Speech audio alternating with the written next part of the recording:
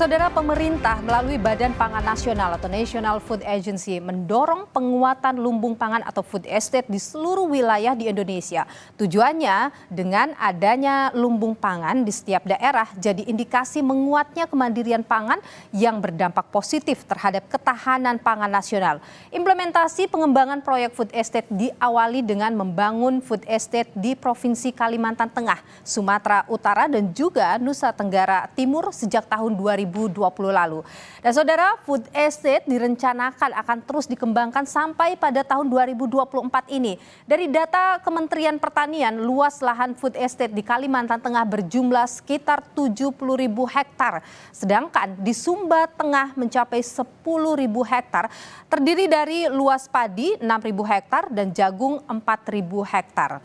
Food estate, saudara, diklaim pemerintah menjadi proyek lumbung pangan sehingga nantinya bisa mencukupi kebutuhan pangan nasional. Tapi ternyata Indonesia masih mengimpor beras dari sejumlah negara. Tahun 2021 Indonesia impor 407,7 ribu ton beras. Lalu naik pada 2022 sebanyak 429 ribu ton. Dan bahkan tahun lalu di 2023 Indonesia impor 3,606 juta ton beras, saudara. Lalu dengan terus naiknya impor pangan dalam negeri, benarkah food estate gagal dan Indonesia tidak mencapai target kemandirian pangan, saudara? Kita akan bahas usai tayangan berikut ini. Assalamualaikum warahmatullahi wabarakatuh. Berulang kali proyek food estate era Jokowi disebut gagal. Cawapres Muhaimin Iskandar menyatakan bakal menghentikan proyek lumbung pangan Jokowi karena merugikan petani. Tak hanya Muhaimin, dalam debat Cawapres hari Minggu malam, Cawapres Mahfud MD juga mengkritik food estate Jokowi. Food estate terbukti mengabaikan petani kita, meninggalkan masyarakat adat kita, menghasilkan konflik agraria dan bahkan merusak lingkungan kita. Ini harus dihentikan. Bahwa 10 tahun terakhir ini telah terjadi jumlah petani rumah tangga petani gurem berjumlah hampir 3 juta. Ini artinya 16 juta rumah tangga petani hanya memiliki tanah setengah hektar. Sementara ada seseorang yang memiliki tanah 500.000 hektar sebagai kekuasaan yang diberikan negara kepadanya. Kami punya program petani bangga bertani di Laut Jaya, nelayan sejahtera. Jangan misalnya seperti food estate yang gagal dan merusak lingkungan. Yang benar aja, rugi dong kita. Terima kasih. Merasa tak sepaham dengan dua rivalnya, Cawapres Gibran sebut memang ada yang gagal dari proyek food estate, namun ada juga yang berhasil, salah satunya di wilayah Gunung Mas, Kalimantan Tengah. Nomor 1 dan nomor 3 ini kan kompak, food estate gagal. Saya tegaskan sekali lagi, Pak, memang ada yang gagal, tapi ada yang berhasil juga, yang sudah panen. Misalnya di Gunung Mas, Kalteng, itu sudah panen jagung, singkong. Itu Pak, cek saja nanti ininya, cek saja datanya. Intinya adalah warga jangan diberikan narasi-narasi yang menakutkan. Kita harus optimis, Pak. Juru kampanye Hutan Greenpeace, Sekar Banjaran Aji mengatakan food estate era Jokowi adalah proyek yang merusak hutan. Bahkan proyek di Gunung Mas, Kalimantan Tengah dimulai saat AMDAL atau analisis dampak lingkungan belum selesai. Food estate itu jelas merusak hutan karena tadi sebenarnya data yang sudah dikutip itu dari datanya Greenpeace ya, setidaknya di Gunung Mas itu sudah terjadi sekitar 760 hektar hutan yang mengalami deforestasi. Yang terjadi di Gunung Mas itu dilaksanakan ketika AMDAL masih dibuat. Itu berarti dengan cara formal yang kurang tepat. Begitu. Yang berikutnya dampaknya sebenarnya sudah terlihat dari gambar gitu ya. Teman-teman bisa kunjungi beberapa video footage-nya Greenpeace gitu, bahwa itu gagal panen gitu, singkongnya kecil. Karena singkongnya kecil dan tidak bisa dipanen, akhirnya diganti dengan jagung. Dan diganti dengan jagung pun baru kemarin bulan Desember saya ke sana, itu benar-benar digunakan dengan polybag, itu masih diuji coba. Jadi dan itu tidak terlihat seakan-akan jagung itu tumbuh subur gitu. Yang di luar polybag itu mereka jagungnya cukup cukup mengkhawatirkan gitu. Nah, ini yang sebenarnya terjadi ketika pembangunan itu tidak dibangun dengan perencanaan yang tepat gitu ya. Dari data Kementerian Pertanian, luas lahan food estate di Kalimantan Tengah berjumlah sekitar 70.000 hektar. Menurut Walhi dan Greenpeace, kawasan food estate merusak lingkungan atau deforestasi, bahkan menyebabkan banjir di desa terdekat dengan kawasan food estate. Sementara itu, Istana menyebut food estate dipersiapkan Jokowi sebagai langkah merespon dampak pandemi dan antisipasi krisis pangan dunia. Koordinator Staf Sus Presiden Ari Dwi Payana menyatakan, food estate tak bisa langsung dinilai karena ini merupakan proyek jangka panjang. Harus dievaluasi terus karena tentu diimplementasinya perlu ada beberapa hal yang sifatnya kompleks yang perlu dilakukan penyempurnaan.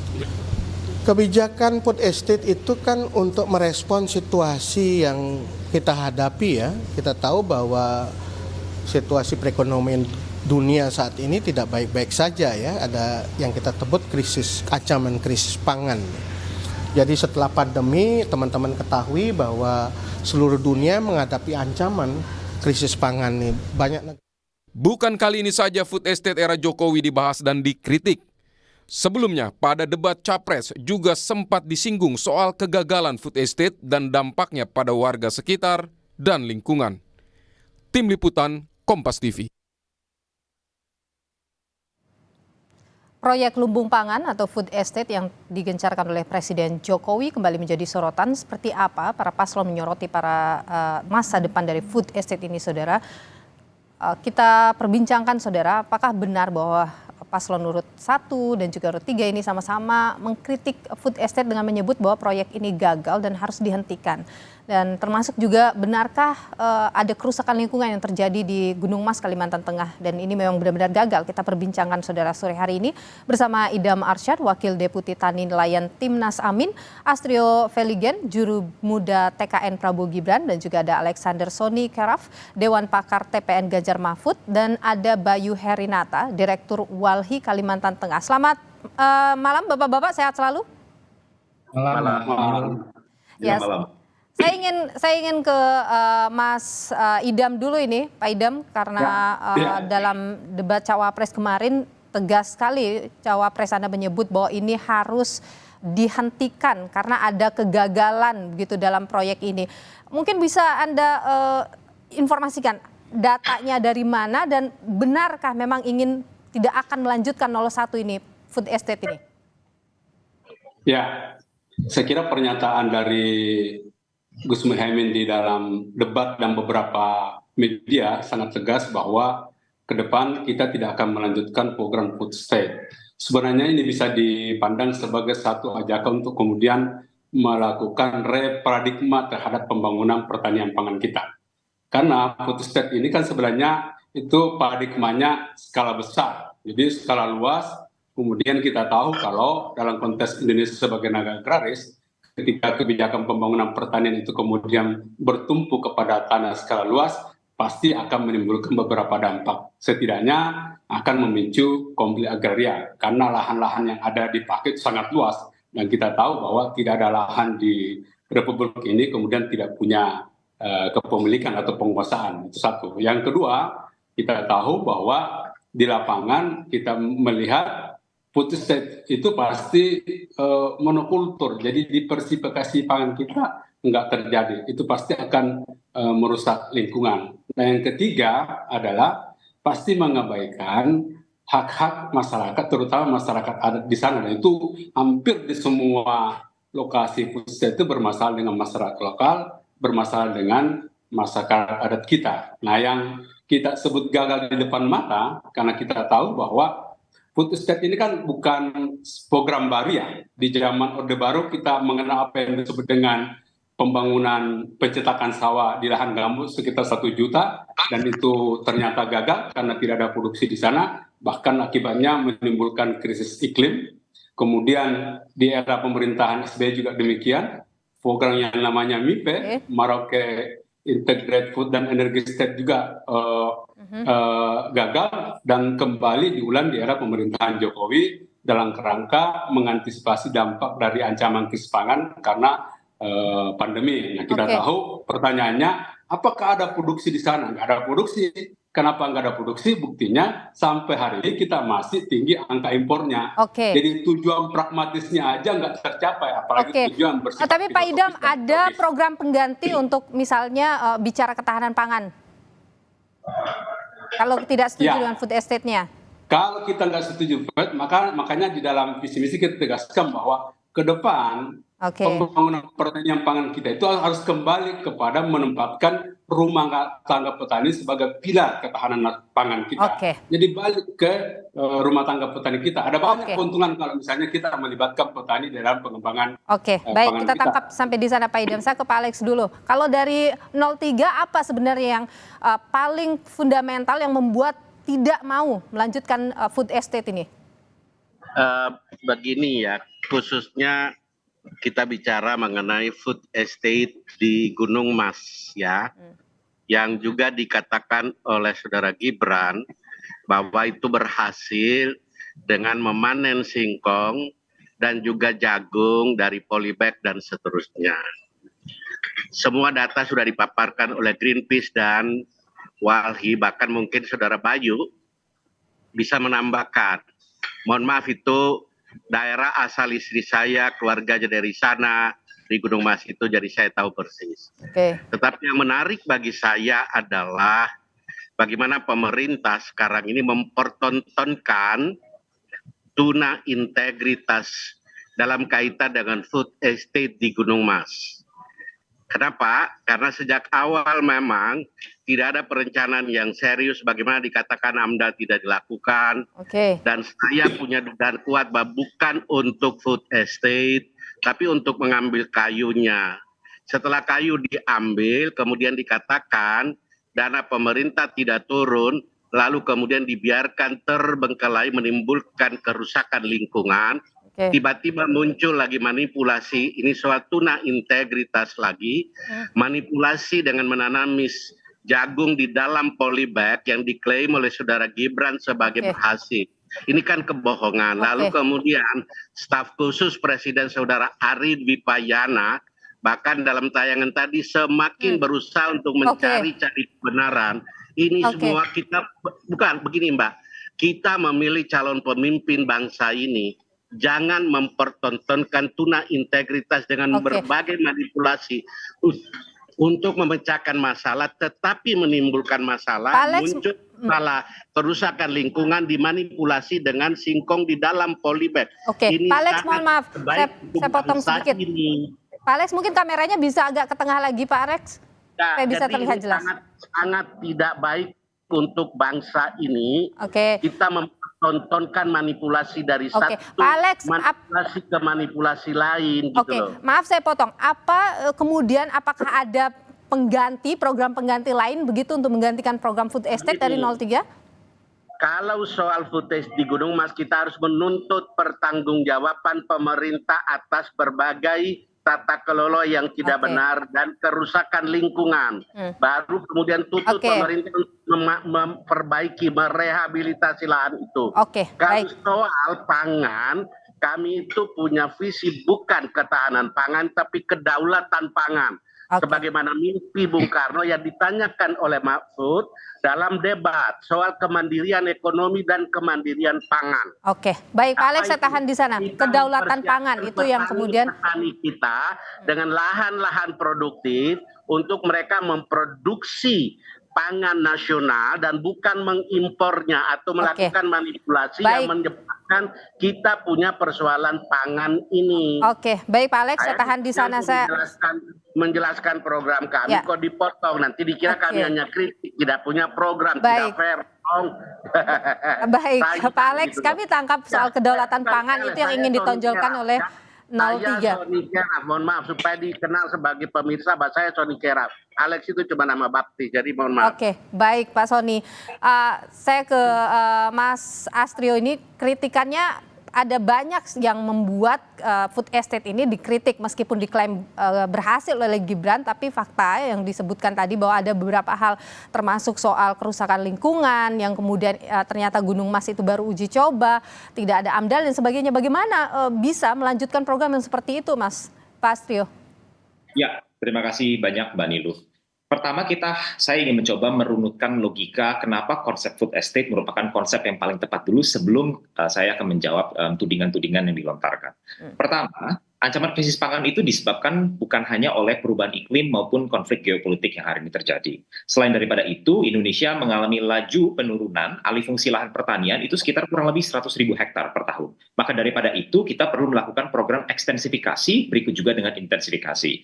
Program lumbung pangan nasional itu dalam rangka untuk menambah luas panen di Indonesia yang semakin tahun semakin menyusut. Jadi itu untuk menjawab dari segi konseptual, apakah program lumbung pangan secara konsep itu adalah program yang tepat, atau mungkin lebih tepat kontrak farming yang kita rasa tidak mungkin terjadi apabila tidak ada lahannya kalau lahannya semakin menyusut.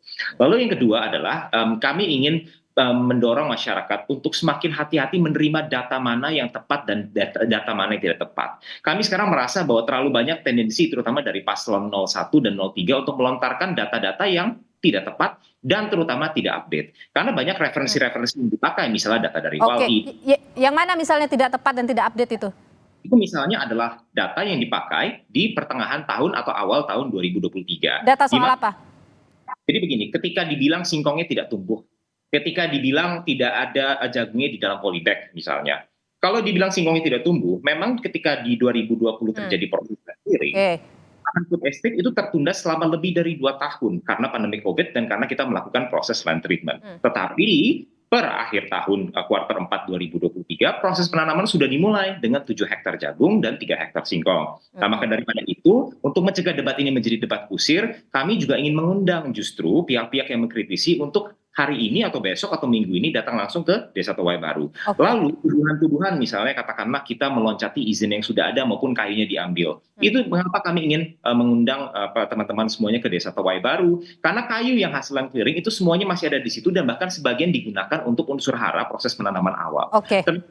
Semacam terakhir untuk izin lingkungan misalnya itu tidak tepat karena dari total 8.000 hektar KHKP yang telah ditetapkan oleh KLHK kepada Kementerian Pertahanan, mohon maaf, itu otomatis ketika izin KHKP tersebut terbit, maka sudah termasuk izin lingkungannya. Dalam hal ini izinnya adalah jadi itu baik.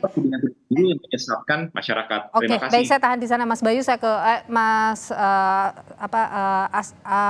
dari 02 ya. Saya ke Mas Bayu dulu. Mas Bayu, ini bahwa data itu adalah data yang sudah lama begitu, tidak benar. Data terbarunya itu tadi disebutkan berhasil kok. Faktanya bagaimana sih? Ya, terima kasih Mbak Niluh. Jadi saya nggak tahu juga ini basis datanya Mas Astrio ini dari mana. Apakah dia juga pernah ke Kalimantan Tengah, khususnya ke Towai Baru ya? Karena yang disampaikan tadi misalnya ada penanaman, memang benar ada penanaman yang dilakukan oleh Kementan ya, setelah terakhir Menteri yang baru itu datang ke Kalimantan Tengah, ke Towai. Itu mereka mulai menanam lagi, tepatnya itu 26 Oktober 2023 kemarin. Mereka nanam jagung dan itu memang benar di dalam polybag. Ada beberapa juga yang ditanam di singkong baru seperti itu, paling 2 atau 3 blok. Saya kurang paham berapa hektarnya itu. Tapi kondisi itu sudah terjadi lebih dari 2 tahun. Kalau tadi saya bisa benarkan kalau singkong itu mangkrak, lahan singkong itu mangkrak hampir lebih dari 2 tahun karena mereka buka pertama di akhir 2020. Terus ditanam, mereka buka 700-an hektar lebih, ditanam hampir 300, tapi selama 3 tahun tidak ada singkong yang bisa dipanen ya, karena memang singkongnya itu nggak ada seperti itu. Ada pun itu kecil dan itu sangat sedikit jumlahnya. Terus nah itu jadi pertanyaan juga tuh Mas Astrio, terus paslon cawapres nomor 2, Mas Gibran bilang lihat aja datanya, cek aja datanya, itu data dari mana saya juga nggak paham dia dapat dari mana. Karena yang saya tahu dia atau kawan-kawan dari paslon nomor 2 ini juga nggak pernah kayaknya ngecek ke lapangan. Oke, ini faktanya di lapangan beda Mas Astrio. Ya, jadi sangat tidak tepat kalau dikatakan saya belum pernah ke Tuwai Baru. Saya baru saja balik dari desa Tuwai Baru. Kapan? Kapan? Pada minggu pertama Januari. Saya baru kembali dari situ. Maka daripada itu saya dengan percaya diri ingin mengundang hari ini, besok, minggu besok. Silakan kalau waktunya kita mengajak. Kami baru tadi pagi dari lokasi dan mengecek ya, katanya ada pemberitaan, ada statement dari Menteri Pertanian bahwa mereka akan melakukan panen 5 hektar singkong dan 8 hektar jagung. Kami verifikasi di lapangan itu bisa dibilang nggak layak untuk dipanen karena ya kondisinya memang dia sudah tua. Jagung-jagung yang ditanam di Polybag itu sudah tua dan umurnya memang siap panen, tapi jagung yang dihasilkan itu tidak layak dipanen dan tidak layak konsumsi juga sebenarnya. Dan itu juga diperkuat melalui statement masyarakat yang kami temui, wawancarai, bahwa ini nggak bisa langsung dikonsumsi. Jagung yang tanam ini bukan bahan pangan yang bisa langsung dikonsumsi oleh masyarakat yang ada di sana ya. Kami tahan dulu di sana Mas Bayu, kita akan jeda dulu untuk mendengarkan kumandang azan maghrib berikut ini. Sampai Indonesia Malam, kita lanjutkan kembali saudara, masih memperbincangkan soal proyek pemerintah food estate, program pemerintah ini untuk lumbung pangan nasional. Tadi Mas Bayu ada yang tertahan yang Anda sampaikan, bisa dilanjutkan tadi soal hasil panen tadi. Ya, kondisi hari ini memang hasil panen khususnya jagung-jagung yang sudah ditanam sejak Oktober 2023 kemarin memang bisa dipanen seperti itu. Tapi buahnya atau jagungnya juga tidak layak sebenarnya. Apa yang membuat seperti apa tidak layaknya itu? Ya karena ya kalau kita bisa lihat dengan mata telanjang atau dengan visualnya saja, seperti jagungnya sangat-sangat kering, dan juga ya tadi tidak bisa langsung dikonsumsi sebagai bahan pangan seperti itu. Dan itu juga disampaikan oleh masyarakat yang ada di sekitar lokasi tadi ya, ada yang bekerja di sana atau ada masyarakat yang memang lewat seperti itu di sana. Jadi kalau dibilang akan panen, ya mungkin bisa dipanen itu, tapi nggak akan bisa jadi bahan pangan khususnya untuk makan seperti itu. Karena yang kami tahu itu dia bibit hibrida ya, mungkin akan diolah lebih lanjut sebagai bahan baku pangan olahan lainnya seperti itu. Jadi nggak bisa dikonsumsi langsung. Saya ke 02 dulu ini soal ketika ini gagal, bagaimana ini bisa dilanjutkan? Mbak Nilu, ini adalah masalah daripada elit-elit yang ada di Indonesia. Bahwa ketika memang ada sedikit hambatan, tidak berjalan secara sempurna 100%, maka buru-buru ini dilabel sebagai produk yang gagal. Padahal masalah Indonesia merupakan masalah yang sangat kompleks. Setelah tertunda lebih dari 2 tahun akibat faktor yang bahkan tidak bisa kita kendalikan, apakah kita tidak diberikan waktu tambahan untuk melakukan uji coba lebih lanjut? Dan saat ini, yang kalau misalnya seperti yang saya katakan, ini bahkan sudah bisa dicek di sosial media resmi dari Prabowo Gibran, itu Prabowo. Ini ada video yang kita tampilkan tentang kondisi terkini, itu dari 2 minggu yang lalu di awal Januari, tentang kondisi lahan di Tuwai Baru, di mana ada 7 hektar jagung, serta 3 hektar singkong yang kita... Mas Astrio, ini kan tidak selain soal panen, soal kerusakan lingkungan, ini juga di-highlight baik oleh 01, 03, bahkan oleh aktivis lingkungan, bagaimana? Jadi begini Mbak Nilu, itu salah satu lagi klaim yang tidak berdasar dan menggunakan data. Di mana letaknya tidak berdasar? Karena area yang berada di desa Tuwai Baru, yang sudah terutama di land clearing sebesar kurang lebih 600 hektar, itu merupakan eks hutan produksi yang sudah lama terbengkalai.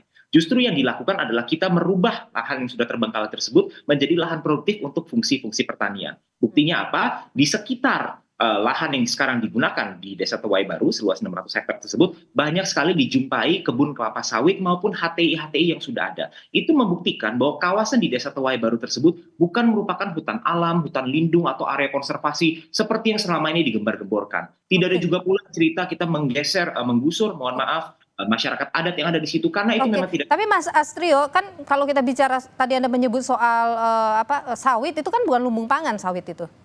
Mohon maaf, itu saya menjelaskan bahwa itu di sekitar area tersebut sudah ada kebun kelapa sawit itu membuktikan area tersebut bukan merupakan hutan lindung atau area konservasi seperti yang dialamatkan kepada kami. Lalu terakhir yaitu adalah soal pelibatan masyarakat, karena kita di framing seakan-akan bukan hanya tidak melibatkan tapi mengusir masyarakat, itu framing yang ditempatkan. Padahal kalau misalnya mungkin di sini ada Mas Bayu mungkin bisa berkunjung ke Desa Tuwai Baru, di situ tenaga kerjanya, mitra-mitranya, bahkan pemasok-pemasok untuk kebutuhan ladangnya, semuanya menggunakan warga masyarakat dari Desa Tuwai Baru sendiri. Itu kan 2 tahun mangkrak ya, tadi disebutkan teman-teman Walhi. Kenapa kemudian ditanami jagung secara cepat-cepat? Karena untuk menutupi kesalahan. Jadi gini Bong, menurut saya, kenapa sih kita tidak punya kesadaran reflektif? Pembangunan itu bisa direformulasi kalau menimbulkan dampak sosial, ekonomi, dan ekologi. Kenapa harus bertahan? Tadi saya sudah katakan bahwa food estate itu bukan barang baru. Udah pernah ada dan gagal, kenapa diulang? Ada banyak cara untuk kemudian menguatkan ketahanan dan kedaulatan pangan kita. Yang paling penting sebenarnya adalah pelibatan petani. Nah itu pelibatan menurut saya. Nah itu problemnya loh. Kita tahu sekarang misalnya petani gurem kita meningkat jauh lebih banyak. Kenapa nggak dilibatkan dalam konteks itu? Jadi problematik secara paradigma. Jadi alasan-alasan yang dikemukakan itu sebenarnya berkelik menurut saya. Padahal ini sedang mau menata, sedang menuju ke kedaulatan pangan, harus reflektif menurut saya. Pak Idam, saya ke Mas Bayu. Mas Bayu, mungkin dari tanggapan Anda bagaimana, ini tidak mengusir, ini malah memanfaatkan lahan, kemudian melibatkan masyarakat? Ya, lagi-lagi itu menurut kami sangat jauh dari fakta ya, fakta atau data yang kami dapatkan dan kami temukan di lapangan. Karena Walhi sejak awal proyek ini atau program ini dicanangkan, khususnya di Kalimantan Tengah 2020, kita sudah menyatakan menolak. Karena pemerintah harusnya belajar dari pengalaman kesalahan masa lalu ya. Proyek pengembangan pangan pertama kali dilakukan itu di Kalimantan Tengah juga tahun 1995 dulu, dan itu gagal. Lagi-lagi banyak faktor sebenarnya yang mengaruhi, tapi yang paling utama adalah bagaimana sosial dan juga lingkungan yang harusnya menjadi pertimbangan utama. Dan ini juga lagi-lagi tidak dilakukan di proses awal perencanaan, bahkan sampai di... Mas Bayu. Baik, rupanya tertahan dengan Mas Bayu, ada masalah dengan komunikasi. Saya ingin ke Mas Sony dulu, Pak Sony ya. Pak Sony, kalau tadi disebutkan oleh Pak Astrio bahwa ada pelibatan masyarakat di sana, ada penggunaan lahan-lahan yang terbengkalai. Jadi ini sebenarnya masih memang perlu dievaluasi begitu, tetapi tidak separah yang disebutkan oleh misalnya 01 dan 03. Bagaimana Pak Sony? Begini, saya justru kasihan kepada anak muda seperti Astrio yang berusaha berkilah membela sesuatu yang salah, lalu berusaha untuk menyalahkan yang mengkritik. Kan mengkritik ini bukan hanya 01 dan 02, data Greenpeace, data Walhi, data media semua kan terbuka luas, menunjukkan betapa tidak becusnya program ini. Kenapa saya katakan tidak becus dan juga tuna integritas? Pertama, sejak awal apakah ada krisis pangan? Sehingga bukan Kementerian Pertanian tapi Kementerian Pertahanan mengerahkan tentara itu ini kecuali dalam keadaan darurat. Kemudian mana AMDAL-nya tidak selesai lalu dilakukan. Jadi sudah dalam rencana itu sebenarnya untuk nebang kayu. Kemudian bagaimana mereka merencanakan itu secara komprehensif sehingga hasil panennya mau diapakan tidak pernah jelas. Kalau luasan lahan sedemikian luas, artinya singkong yang akan dipanen kalau berhasil. Pak Sony, baik, kita sepertinya ada gangguan sinyal dengan Pak Sony juga. Mas Bayu, jadi kalau begini, kalau kita mohon maaf, saya ke Mas Astrio dulu. Mas Astrio, kalau misalnya ini perlu dievaluasi, di titik mana yang harus masih untuk menutupi, datang lagi Menteri Pertanian membawa lagi jagung di dalam politik. Baik Pak Sony. Manipulatif gitu loh. Jadi bangsa ini mempertontonkan pemimpin-pemimpinnya dan anak-anak muda. Baik Pak Sony, kami tahan di sana dulu Pak Sony. Anda tanya saya, undang saya untuk bicara, tapi Anda batasi saya terus dari tadi mau mencari kebenaran.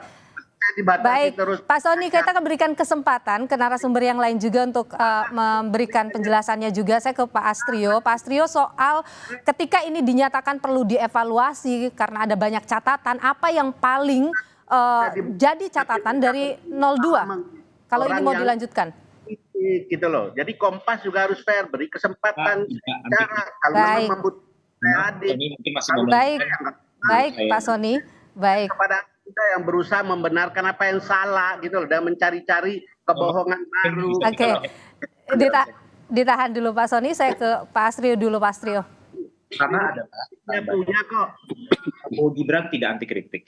Jika memang ada program-program yang perlu dievaluasi, diperbaiki, yuk kita perbaiki bersama. Oke, soal food estate ini apa yang paling jadi catatan? Mungkin secara jujur dan secara fair mengakui bahwa ada catatannya. Tentu saja, seperti yang saya sampaikan bahwa memang ketika terjadi proses land clearing, itu sempat tertunda selama lebih dari 2 tahun. Yang pertama adalah karena pandemi COVID. Banyak alokasi anggaran dari Kementerian Pertahanan itu dialokasikan untuk sektor kesehatan. Juga alokasi anggaran secara umum untuk dialokasikan kepada sektor kesehatan. Yang kedua adalah kita harus menyadari memang tanah di Kalimantan itu bukan tanah vulkanis. Kita kalau berbicara idealnya seperti apa, kita berharap kalau bisa tanah di seluruh Indonesia sama kontur topologinya. Tapi ternyata tidak seperti itu. Kontur tanah di Kalimantan itu relatif berpasir. Sehingga kita membutuhkan sedikit waktu tambahan untuk mengolah tanah tersebut agar menjadi subur dan siap tanam dengan mengaplikasikan topsoil tersebut. Maka proses tersebut memakan waktu. Maka dari itu sangat disayangkan ketika ada penundaan dan ada hambatan, maka langsung dengan cepat-cepat dan dengan emosional mengatakan baik Mas Astrio. Saya ke Pak Idam. Kalau Pak Idam dari catatan Anda apa yang paling penting ini? Catatan soal harus dikritisi dulu Mas Astrio itu mengatakan bahwa dia mangkrak karena anggarannya lari ke kesehatan. Anggaran pengembangan pangan dan proses sudah ada bos, 108,8 triliun itu kemana aja selama 2 tahun. Yang kedua tadi menyebutkan bahwa memang ada masalah terhadap kontur tanah di ini, kenapa dikembangkan di Kalimantan. Itu berarti kan negara ini seolah mempermainkan sesuatu yang sebenarnya sangat fundamental. Kita ini negara agraris yang dimana sebagian besar kita bertumpu kepada masalah pangan, jangan dimainkan menurut saya. Jadi menurut saya kalau kita mau saya mau ilustrasikan sebenarnya. Singkat saja Pak Idam. Ya. Singkat saja. Yang satu kesalahan besar dari putus estate karena memilih pengembangan skala luas. Di mana-mana hampir beberapa negara yang mengembangkan seperti itu, misalnya Brasil itu nggak berhasil. Contoh negara tetangga kita Vietnam itu kan pertanian rumah tangga dan dia bisa berhasil mengekspor. Jadi ini kurang sadar refleksi menurut saya teman-teman dan tidak mau berefleksi untuk kemudian mengganti paradigmanya. Baik. Saya ke Mas Bayu terakhir. Mas Bayu, apa yang kemudian harus jadi solusi paling cepat ketika sudah terjadi kerusakan lingkungan, kemudian terjadi tidak ada pelibatan masyarakat misalnya seperti yang Anda sebutkan? Ya tadi ya yang paling utama, yang paling cepat hari ini harus dilakukan oleh negara atau pemerintah itu melakukan pemulihan. Khususnya lingkungan dan sosial yang ada di lokasi-lokasi food estate ini ya. Kalimantan Tengah itu kan ada 2, padi dan singkong seperti itu. Ini kan sudah berdampak terhadap konflik karena dia merampas lahan, ruang hidup masyarakat, khususnya masyarakat adat seperti itu. Mereka yang Mas Astrio bilang hutan yang nggak produktif atau bukan hutan primer itu menjadi ruang hidup masyarakat, khususnya masyarakat adat. Itu bukan wilayah yang tidak bertuan. Itu yang paling penting utama. Yang kedua ya harus menghentikan semua proyek-proyek dengan konsep yang sebenarnya menurut kami tidak sejalan dengan konsep pemenuhan pangan atau tujuan kedaulatan pangan yang diharapkan oleh proyek. Terima kasih Pak Bayu Herinata, Direktur Walhi Kalimantan Tengah. Terima kasih juga sudah bergabung bersama kami Dewan Pakar TPN Ganjar Mahfud, Pak Sony Keraf, dan juga tadi ada Astrio Veligen, Jubir Muda TKN Prabowo Gibran, dan juga Pak Idam Arsyad, Wakil Deputi Tani Nelayan Timnas Amin. Terima kasih Bapak-Bapak sudah bergabung di Sapa Indonesia. Malam sehat selalu. Terima kasih.